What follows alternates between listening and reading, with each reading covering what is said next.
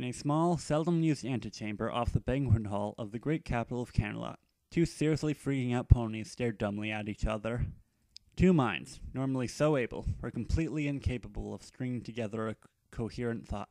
With a sharp twang, a single hair in each mane of each flew askance. As one, the two started rambling, not so much talking to each other as they were just voicing their thoughts. "This makes absolutely no sense. How can this even be possible? You can't be real! Is this all a dream? Did I have too much of Granny Smith's special cider? Maybe I fell off the chair on the way to Camelot and I'm in a coma. What if we all never had a sleepover? What if I never even went to Ponyville? What if Ponyville isn't even real? What if I'm not even real? What if? Finally, in what two eavesdropping alicorns would call really, really creepy, they both shouted in perfect unison, "Oh, just look at me. I'm cute!" Celestia snorted loudly before slapping a hoof to her mouth. It was funny. By the sun, was it funny. The fillies traded glances, concerned. Rarity looked in shock at having heard such a noise from her. "Are you all right, your majesty?" ventured Rainbow Dash. Exerting a titanic effort to contain the explosive force of her steadily building mirth, the princess merely smiled benignly. "Nothing to worry about, my dear, just clearing my throat." At that, the Pegasus turned away, apparently satisfied with her improvised response. Turning her senses back towards the next room, the alicorn thought to herself, "Heavens, I certainly hope things wind down from here. I think I felt one of my ribs break." The two purple ponies stared at each other, glowing like the setting sun at what they'd each said. Both fervently wished they hadn't blurted out something like that in the heat of the moment. But as the old pony said, what's done is done. Eventually, rationality was prodded awake and rose grumbling out of bed to impose itself on the situation. Clearing his throat, the cult said, "This is going nowhere." Slowly. "Well," offered Twilight, "what now?" After a moment's consideration, the cult walked over to her. Up close, it was really disconcerting, seeing oneself reflected in the opposite gender. He raised his hoof. "Pleased to meet you. My name is Duskshine." Duskshine. His words echoed through Twilight's mind for a moment. She latched onto his practicality. "Pleased to meet you, Duskshine." She raised her own hoof. "I'm Twilight Sparkle." As their hooves connected, it was all they could do not to shy away. Moons and stars, this is awkward. And warm. Twilight suddenly remembered the depth of the situation. She cast out a simple magical skin, so cursory she barely felt it. But the results were unmistakable. He was saturated in magical residue. It was almost like feeling the magic of Princess Celestia, heading and comforting all at once. It was not quite right. As if it were wielded in a subtly different manner. The same quilt, yet two ponies hoof riding. That puzzle could wait for another time. At a time when she wasn't locked in a room with the cult. Desperate to derail that train of thought, Twilight clenched her eyes shut for a moment, her horn glowing. Duskshine blinked as two cushy pillows popped into existence. Twilight smiled. "Why don't we sit down? I'm sure you've got quite a tale to tell." Dusk laughed as he collapsed onto a pillow. "Yes, I suppose you could say that, Miss Sparkle." The filly settled onto the second pillow with a bit more grace. "Please, just call me Twilight." He looked at her with a smile. "So long as you call me Dusk." Twilight laughed. "I think that can be arranged." She looked down and he quickly glanced away, clearing her throat. The silence stretched. Dusk abruptly spoke. "Anyway, my story." Grinning like a foal, Twilight said, "Yes, of course." The cult crossed his hooves in front of him and rested his chin upon them. "Well, there isn't really all that much to it. I woke up yesterday evening and found myself in a small copse of tree just outside Camelot. I have no idea how I got there or how I managed to sleep through a night and almost a full day, but all the guys were there too. I assumed it had something to do with the elements." Twilight's eyes widened. She wet her suddenly dry lips. "Elements?" He looked at her like she'd grown a second head. "Yeah, the elements. Of harmony? Surely you know about them." He trailed off, clearly coming to the same conclusion as her. They both sat there in silence, lost in their incredible oddness of the situation. "Dusk. What are their names?" The cult looked at her, ticking them off in his head. "There's Rainbow Blitz, Applejack, Berry Bubble, Butterscotch, and Elusive. And yours?" "Rainbow Dash, Pinkie Pie, Fluttershy, and Rarity. AJ is still the same." The moment spiraled into silence yet again, the pair trying to wrap their minds around the situation. Dusk eventually spoke up, saying, "What's going on?" Twilight massaged her temples with her hooves. "At this point, Dusk, I have no idea. Why don't you finish your story?" He nodded. "Fair enough. So we all woke up outside Camelot. I thought we might have been summoned here by the princess or something, so we waited around for a little while. Nobody showed up, so we headed into Camelot to see her. Everything seemed normal, right up until I requested to see Princess Celestia." The guard let us in, but told me that we weren't expected by the princess, nor had he ever heard of a pony by the name of Duskshine. My suspicions compounded when the princess didn't recognize me or any of us. Twilight could well imagine. I'm sure that was a shock. Dusk looked at her and had a smile on his face. You have no idea. Imagine if she didn't recognize you, Twilight. The filly shuddered, and he smiled properly. My feelings exactly. In any case, after a few questions, she gave us all a place to sleep here right in Camelot, and we were woken up by Princess Luna this morning. I have no idea how she stays up all night and doesn't seem tired, but I suppose she is an alicorn. We've been with her ever since. So, Twilight cast an appraising glance over him, gaze roving from his angular face, his short, well-trimmed mane, and she had to look anyway, his horn. Let's get this straight, she sighed. You're me, aren't you? It wasn't a question, but Dusk still answered. Yes, and you're me. Twilight was shaking her head before he even finished. This isn't possible. Dusk laughed, sputtering for a moment. And yet here we are. Yes, said Twilight. His grin was infectious. Here we are. You noticed how deeply Dusk had sunken into his cushion. It almost seemed like the cult was falling asleep. Tired? He answered her question with a huge yawn. Sure as hay. Couldn't sleep. I was up all night trying to figure everything out. How we got here, why the princess didn't recognize us.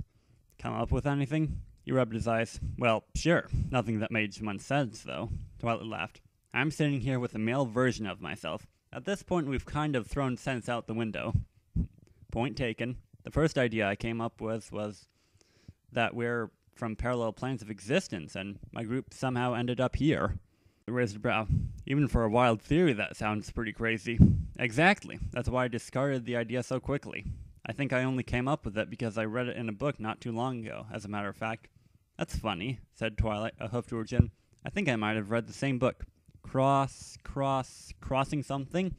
I think it was Crossing the Arrow, Twilight. The filly shook her head. No, it was definitely On the Arrow's Crossing. I only read it 3 weeks ago. Her pondering screeched to a halt as Dusk shot into his hooves. 3 weeks ago? Perplexed, Twilight responded. Yeah, 3 weeks ago. Why? He ignored her question. Right after you finished reading Supernaturals again? Yes, as a matter of fact. The filly narrowed her eyes, suspicious. To find a cure for Spike's laryngitis, finished Dusk with a sigh. I was afraid of this. We have the exact same memories. Exactly the same memories. Give or take some here there for being different genders.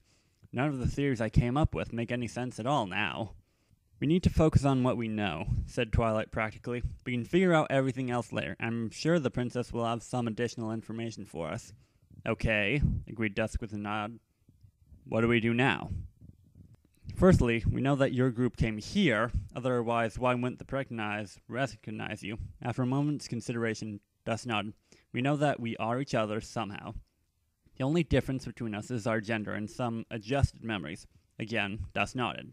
At this point, that's really all we've got. We don't know how you got here, we don't know how this affects the elements, and we don't know why you're saturated in odd magic. This was news to Dusk. Magic? I haven't noticed anything weird. Twilight pursed her lips and thought. You must have just become used to it. She told Dusk everything she knew about the whole situation, from the scroll sent by Celestia to the quick chat with the princess herself before being shuttered in the room. Duskshine groaned. That just raises more questions than answers. Now I'm covered in magic that no one has experienced in living memory, and Princess Celestia herself has no idea what's going on. His mouth twisted into a wry grin. Fantastic. Unable to sit still with her thoughts in such turmoil, Twilight rose and began pacing the small room. The one thing I'm concerned about is the elements. Dusk's ear pricked and he raised his head. The elements? What about 'em? Well, what becomes of them now? The purple filly met his gaze, her eyes shining at this new puzzle. There can't be two sets of elements. Or can there? Is one group now the elements of harmony, or both? Or neither? The cult rose from his cushion and placed a hoof on her shoulder to steady her. There's no point in getting worked up over something we can't figure out. Besides, I think that's exactly what every pony else is doing outside right now. He tilted his head towards the side door. I say we go and wait in the banquet hall like the princess said, and let every pony else have their own little meetings. Then we can all see what the princess might be able to tell us, and whether we can make more sense of the situation. Twilight was a little slow on the uptake, still stuck on processing the hoof on her shoulder. His touch felt firm, warm, and undeniably right. She realized that Dusk was looking at her quizzically, expecting a response. He lowered his hoof. With a slight shake of her head, Twilight smiled. You're right. No need to make an earth out of Paris, right? Come on. With that, the filly started trotting towards the door. Dusk stared at his hoof for a moment before following her. One by one, each filly and each colt met their counterpart, and one by one, each pair followed Dusk and Twilight out into the banquet hall. The two unicorns, though sorely tempted, did not try and overhear what went on in the room. They patiently waited in the hall, seated a respectable distance away from each other, and trying not to think about how awkward the silence had gotten, and how much they had hoped the other didn't notice their blushing. First to trot out of the room was a chuckling pair of Applejacks, both with smiles on their faces. Though Twilight had tried to prepare herself for the shock of seeing one of her best friend in stallion form, it wasn't exactly an easy thing to shrug off. Her jaw dropped in unison with Dusk's. Applejack, the colt, stood almost a full head taller than Applejack, the filly, and his workhorse musculature definitely showed through more on a stallion, though aside from that he was unsurprisingly similar to her. Same cutie marks, same freckles, same old Stetson hat, though perched on a shorter mane. The farm ponies approached the two gaping unicorns. "Well, howdy," said Applejack, the filly, offering her a hoof. "You must be Dushan, and you," said Applejack, the colt, "must be Twilight Sparkle." He offered his own large hoof. Smiling awkwardly, Twilight endured the colt's vigorous hoof shake. "I suppose you're Applejack?"